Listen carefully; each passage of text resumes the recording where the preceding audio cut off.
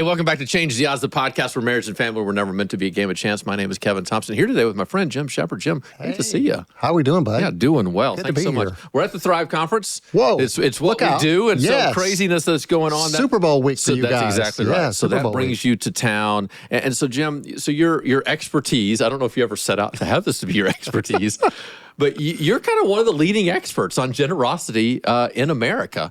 And so how do you get you don't get a PhD in generosity? How does that actually happen? What brought you to this place where you really now feel it's one of your great missions in life of inviting people into this life of generosity? How do you get there? How do you get to that point?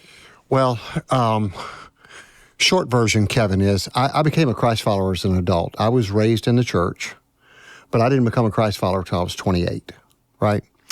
And it wasn't long after I became a Christ follower that God started working on me and my wife about generosity and stewardship, about giving to the church. And so that journey started with us early on. You know, what I would say is I became a Christ follower in 1983, started becoming a generous Christ follower in 1985. I tithed for the first time. We tithed for the first time as a family in May of 1987, and we've never looked back. Now, for a lot of people, they won't know what that word tithe means. What does that mean to you? So we gave 1/10 of our income, which is kind of a place where, you know, it's some people think it's an end. It's a destination along the way as far as I'm concerned. It's just a marker. It says you've hit a certain point. And in the Old Testament of the Bible, it teaches that, and it's 1/10 of your income. So on May of 1987, when we wrote the check, we were writing a check for 1/10 of everything we were going to make that month. Mm-hmm. And we did that as an act of worship, as a part of our discipleship and ongoing growth, and have never looked back. So then I was in the business world. My degree is in accounting, minored in finance. I was a business executive. I was senior vice president, CFO of a big company. Company got sold. They moved my job to New York City. And summer of 1992, I was trying to figure out what am I going to do next. And all I was asking for was for God to show me an open door. I thought it was going to be in financial services because there were 3 doors that opened, but they all closed. And then the door opened for me to go to work for this company. They had actually helped my church, which was a church plant, raise the money for our first building project, and I ended up going to work with them. I think I was consultant number 4, and I've been here ever since. How about that? Yeah, so it's just the accumulation of all of that over the years. I certainly wasn't a generosity expert when I started. Mm-hmm. It's really the cumulative things that I've picked up over the years. Yeah. So you're married, have a wife. What's the story there? Wife, family, kids. What's the background? Yeah. So wife Nancy, we met on a blind date at the University of Georgia. As I like to say, she was blind and I needed a date. It worked out for me, Kevin. I don't know about her. You'd have to just talk to her, but I know it worked out for me. So we've been married for 46 years now. We have 2 girls, both grown, both married, both Christ followers, married to Christ followers, which is by God's grace. You know, to anybody who's watching out there, if you have kids and they've gone wayward, it's probably not your fault. Mm-hmm. Sin is real. Kids have choices. Yeah. And so it's by God's grace. It's not because I'm some great parent. If it's anything, it's because she's a great parent, not me. And then they each have 3 apiece. So I have 6 grandkids, age 4 to 10. So yeah. So many people would never expect somebody that basically runs a consulting company for churches on issues of generosity and building campaigns to be on a marriage and family podcast, right? Probably not. But the moment you and I met, one of my first thoughts was, man, I want to have Jim on because I just think there's such a connection between generosity and thriving in marriage. Not that in any way a thriving marriage is something you can pay for. I'm not saying that at all. Right.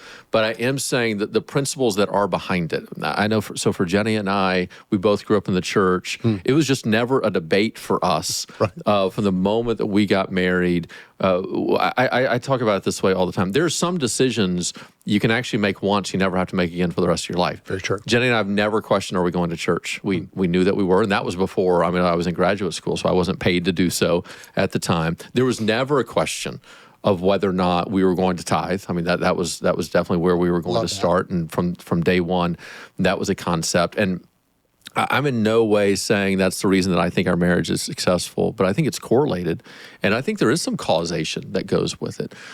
We just came out of a series recently on the podcast where we talked about money, where I kind of laid out some of the principles Jenny and I have followed, that in 25 years, we've never had a fight about money.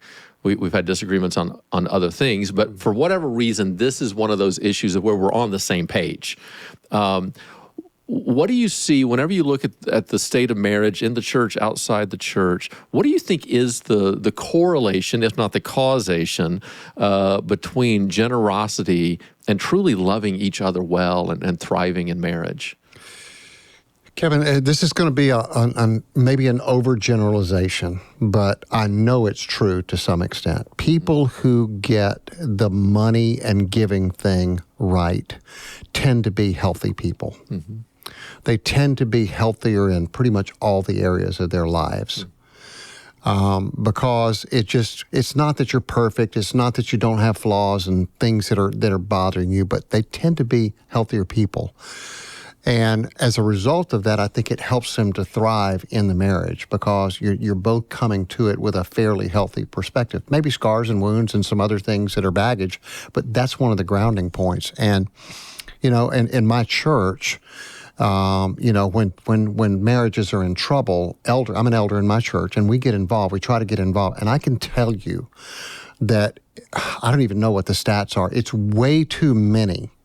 It may not be the primary thing, but it's one of the big things that they're at odds with each other when it's a non-biblical divorce. John Gottman is going to say that fights over the money is the number one correlated concept when it comes to divorce. I'm with him 100%. Every other stat I've seen puts money at least in the top three of issues with couples who are struggling. Yeah, I think that's right. I think that's right. And so when you get the generosity and giving thing right, it means the rest of the money thing is right. You've probably figured out that the biblical way of viewing money is give, save, spend, not spend, save, give, which is where people get in trouble.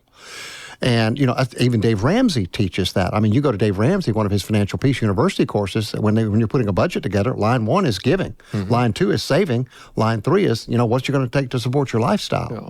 And so when you got that right, it puts a governor on all the other things that can get out of control. And those become the sources of irritation and disagreement and heated arguments in the marriage. What would you tell the average couple that's out there, right? I mean, maybe they give some or something like that, but they've never really thought about this idea of we want to be generous people. Yeah. First of all, what would be the argument for generosity? And then let's have a conversation about what would be the steps to begin to work to that. Well, I think that it starts with this whole idea, Kevin, that it's not yours in the first place. And that, there's the Bible is replete with references to that, not the least of which would be Psalm 24, verse 1. The earth is the Lord's and the fullness thereof. King David said in 1 Chronicles 29, I think it's 14, everything we've given is yours, and from your hand we've actually given you. So the case for being generous is that we serve a generous God. And in his generous hand toward us, it should be a reflection of us back to him. We'll never be able to reflect back to him how generous he's been. So as we're becoming more generous, we're becoming more like God. And that would be, I think, where I'd start with the case for it. The other thing is it just gives you a sense in this life of giving back. You can't just always be a taker, bro. You gotta leave something. And for Nancy and me, what we found is the more we can do that, the contentment level just goes way up for us. The joy level goes way up. Our fulfillment in life goes way up. And let me tell you something. When your contentment meter is high, it actually stifles a whole bunch of other stuff in life that'll bother you. Because covetousness is actually the fruit of not being content. So when you're not content, you're always going to want something other than what God's allotted to you. And when you're generous, you show peace and contentment. You're going to thrive. You're going to experience shalom, which is thriving in the biblical sense. Yeah, absolutely. So that would be where I'd start. Yeah, it's interesting. We talk a lot around here of that idea that marriage is bigger than us. Totally. That when we struggle, we have an enemy that comes in and makes it basically all about me and my choices and my love, my desire. It expands maybe where I start thinking about me and Jenny, okay? But whenever we truly get a biblical picture of how God designed marriage, it is my love for her then has a ripple effect to Ella and Silas, to my parents, to Jenny's mom and family, to this community. Now you ripple that all the way out. I've written marriage books, right? If I don't love her well, people will begin to question what I've written. And ultimately, it's our act of worship to God. Yeah. And so anything that can get our attention that this is bigger than just us, I think becomes a powerful thing. And it's also interesting to me, it feels like God has, in an act of gracious love to us, put in some mechanisms and systems to say, hey, if you live this way, it'll be better. A lot better. Because it feels like to me that one of the issues of generosity is if just from the get-go, if I get used to living off of 90% of our income, it's not that hard to live off of 88% or 85%. It's not that hard. But when I live off 100% of our income, it's not that hard to live off 105%, 110%. Yeah. And the difference between those two directions is a dramatic kind of concept. So how would you look at a young couple? Let's say I'm currently leading a bunch of young couples here at church on this issue of money. That they haven't been taught about it. We don't train it in school, anything like that, right? So I'm just kind of show them in ministry how this works. What would be your first instruction? Somebody who just got married, even a young couple here in California. Housing is so expensive. Probably the biggest difference between me being in Arkansas and me being here is in Arkansas, if there was a young couple who's going to get married, I'd ask them, what's your plan? And if they did not have a plan to rent an apartment or buy a house, I'm like, you're not ready to get married. No, that's right. Out here, couples have no chance. No chance. They can't do it. They're going to have to figure out they're going to have to live with somebody or something like that. Right. Take a couple like that. Money is extremely tight. But they buy into this idea of generosity. What would be the very first step they need to take? I think people get in trouble, Kevin, because they haven't really assessed how much they have and what's important and how to spend it. So I'd sit down and say, hey, let's get on a piece of paper. What is the income that you really have here? How much of that is gross? And then let's take the taxes off because we know that's going to be paid pretty quickly. So let's just look at how much you have to run the rest of your life in a month. And let's put that over here. And then let's create another sheet over here and say what's really important to you and the priorities you're trying to accomplish. Where does housing fit into that? And how much are you willing to allocate for housing? And based on that, what does that say about the choices that you might have?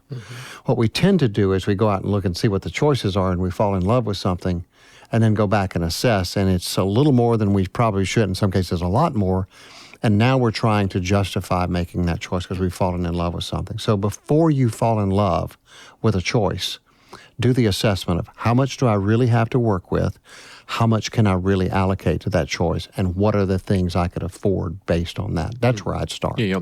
So let's go now with an older couple who might have more means, things like that, but also probably has more commitments.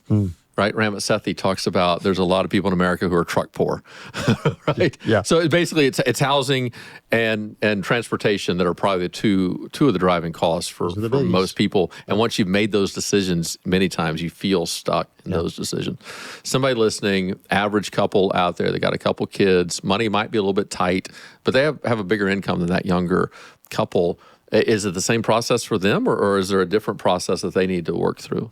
I think it's probably the same process, Kevin, but the sheet would over here with the choices would have things that are already committed to. And then you have to decide, are there some things that we can stop doing to create more margin over here?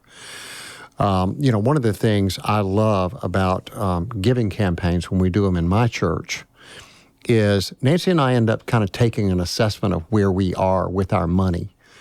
And sometimes we end up saying, let's stop doing this so that we can start doing something else that's better. It might be giving, it might be something else that we're dealing with, but that's what happens when you're along the way. The new couple doesn't have anything that they're dealt with. It's a clean sheet of paper. But this process is you still got to go over here and say, how much money do I truly have? Let me tell you something, Kevin. as we sit here and you and I are thinking, oh, Jim, that's a basic. Everybody knows that. I'll bet you 8 out of 10 people don't know that, don't know the real answer to that. They might give a directional answer, but they don't know the real answer. I'm talking about the real answer to that question right there. Then let's take that over here. How much of this is already allocated? How much of it is already spoken for every month?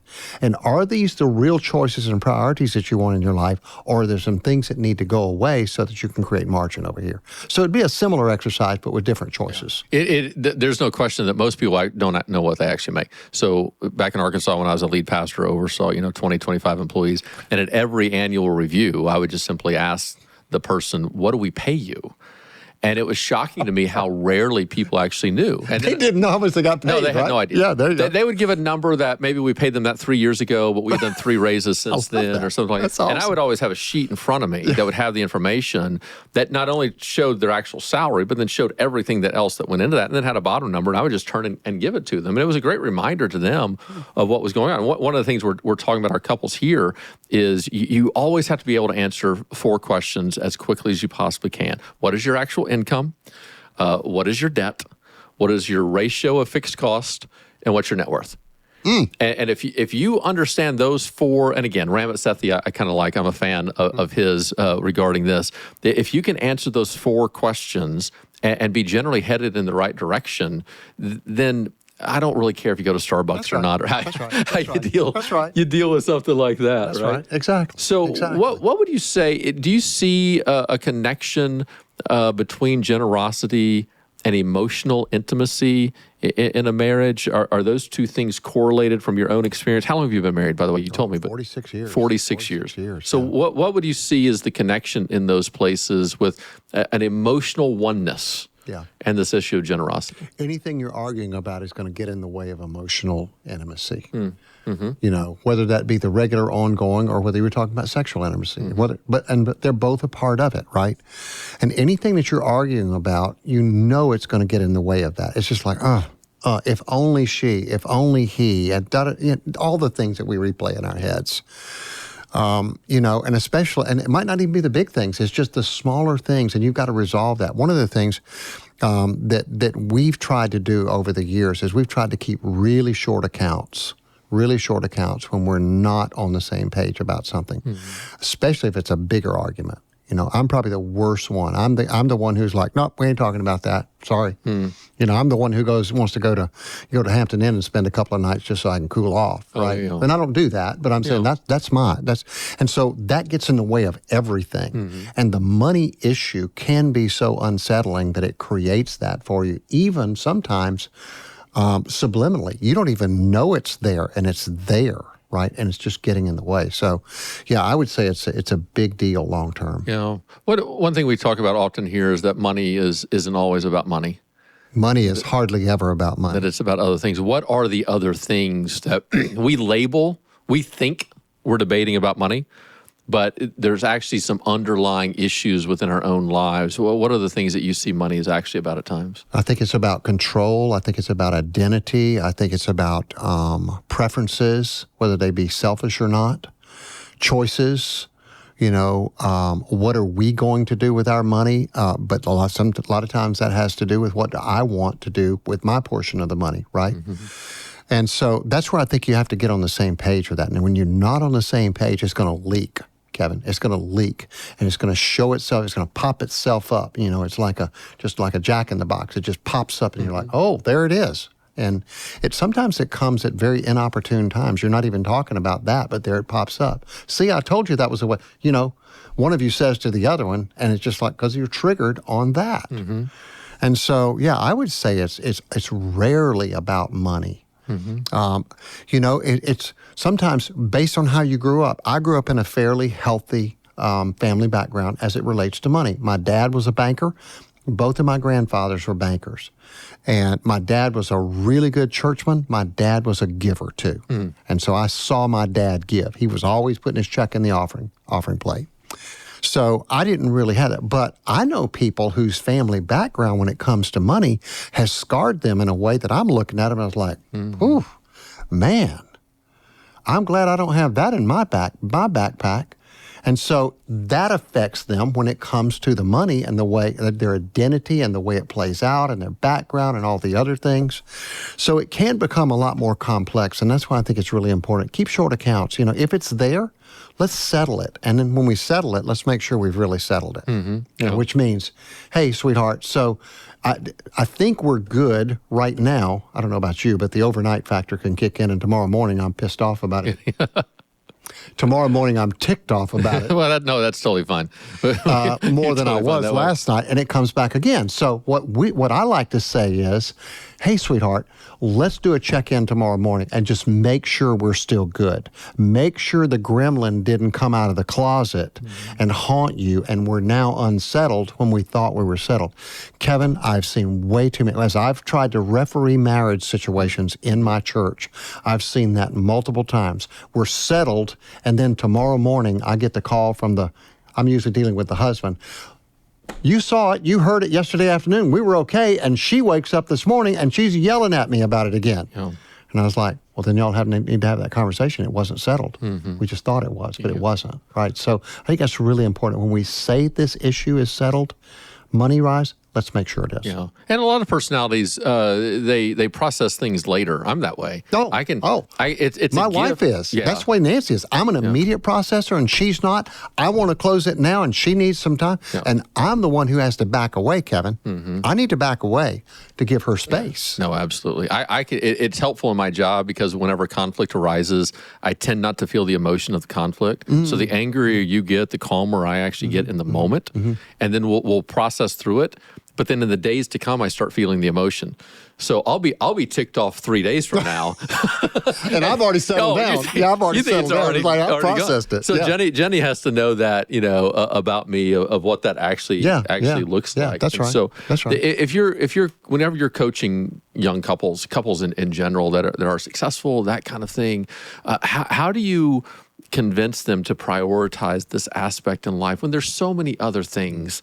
There's so many expenses that are out there, and we want to take the trip and have the kids have everything that they want to have, and we're just trying to get through in life, right? But for many couples, there's a decent amount of affluence that is out there. How do you help encourage them to see that that God's blessing you in part to be a blessing toward others, and you can make generational impact in the lives of others if you will have and experience this generosity? Yeah, I think one of the things I've observed over the years, Kevin, is that money makes us more of what we already are. So I hear people who say, well, if I just had more money, I'd be a better giver. If you're not a giver now, you're not going to be a better giver. More money's not going to solve that, right?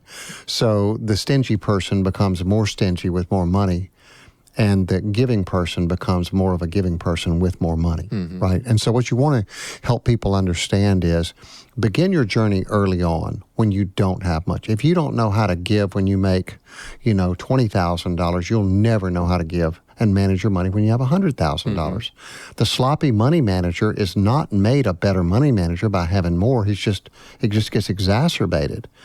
And so this idea of leaving impact has to start early on. It probably won't find its way when you have more money in your hand. It might. It might. If it does, it's probably going to be through a religious experience, a spiritual conversion of some kind that converts your thinking and gets you. That's what happened with Nancy and me. Nancy and I had never thought about giving money away until we became Christ followers. We were 100% me focused. And then when we became Christ followers, it shifted our perspective. And then we started thinking about this idea of what would it look like. So we began to set lifetime giving goals, not just lifetime earning goals. Now, the giving goals are attached to making money because you can't give it away if you don't have it.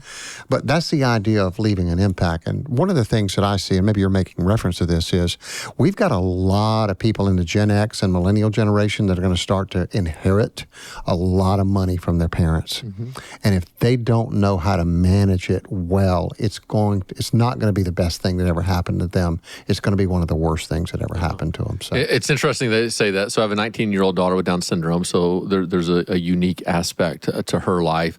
and then her little brother is 17. And yesterday, he and I went to dinner, and we're kind of in a phase now that they're getting into adulthood.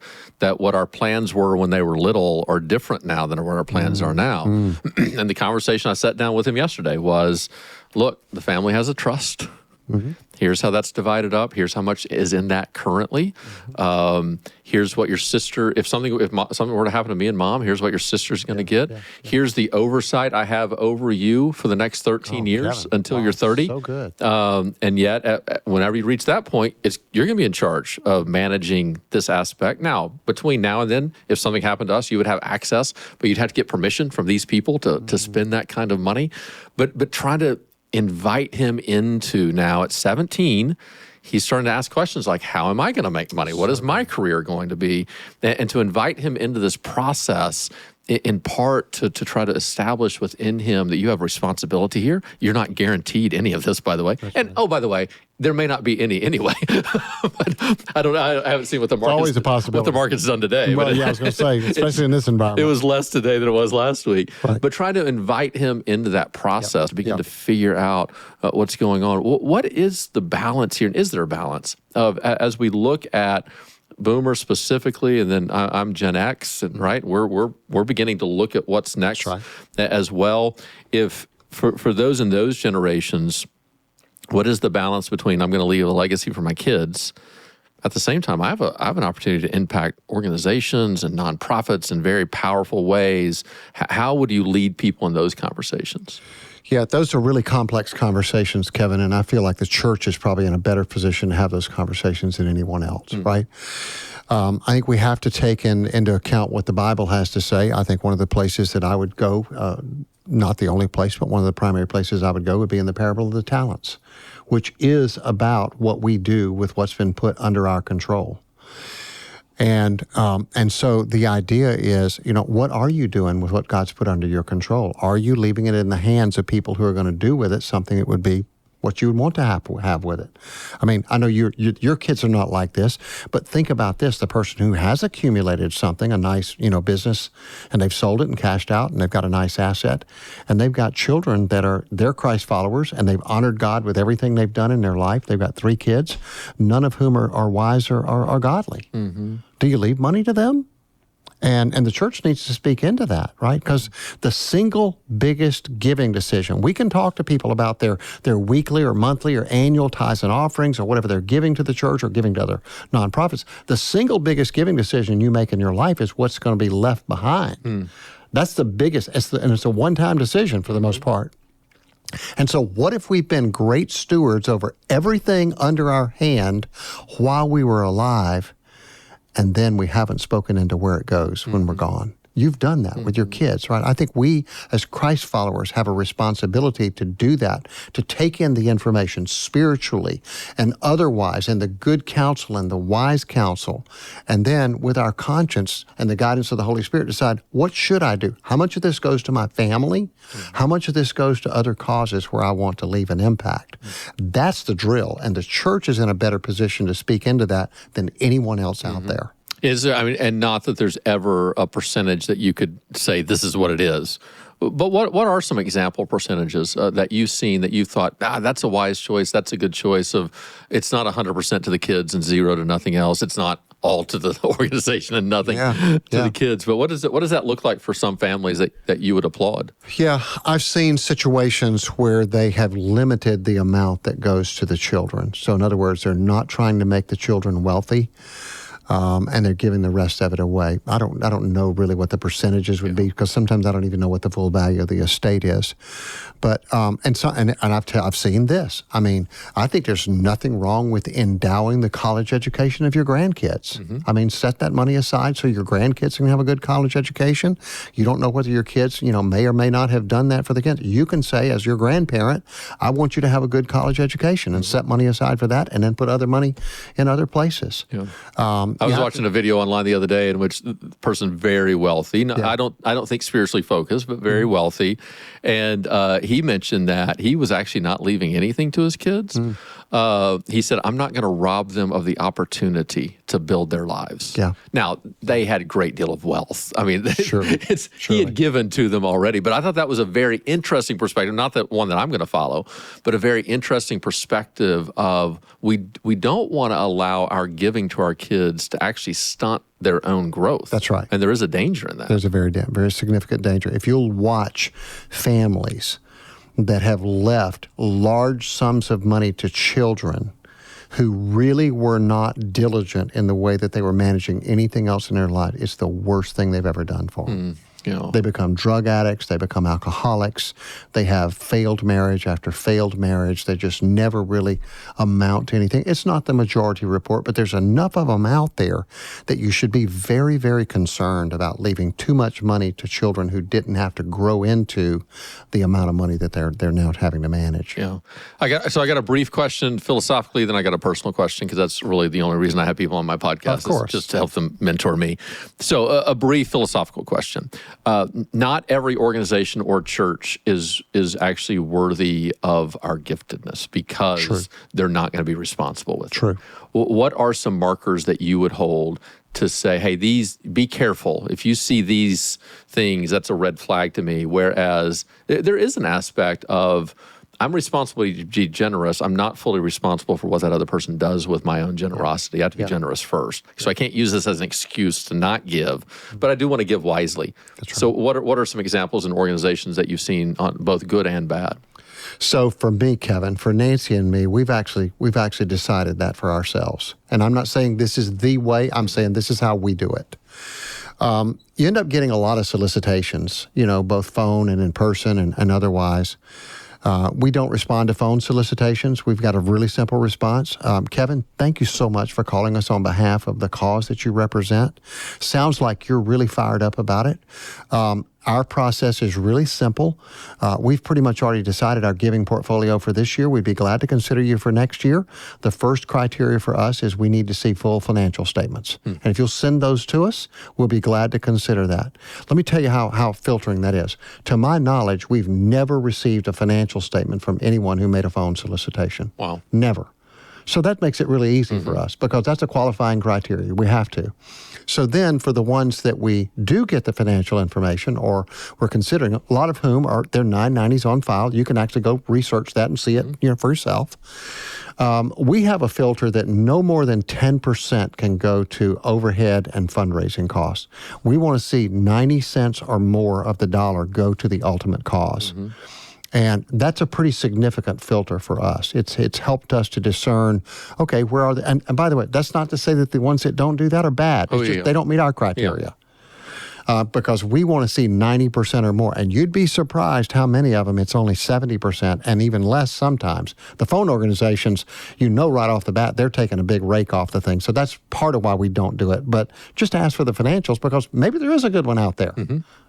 But over these years, I think we've had this rule for like 20 years. Nobody's ever sent us their financials. So we look at it and it's 90% or more. Then we decide, okay, let's take a look at what the impact does. Is this what we want to do with our money? Because I think most people know what they want to do with their money.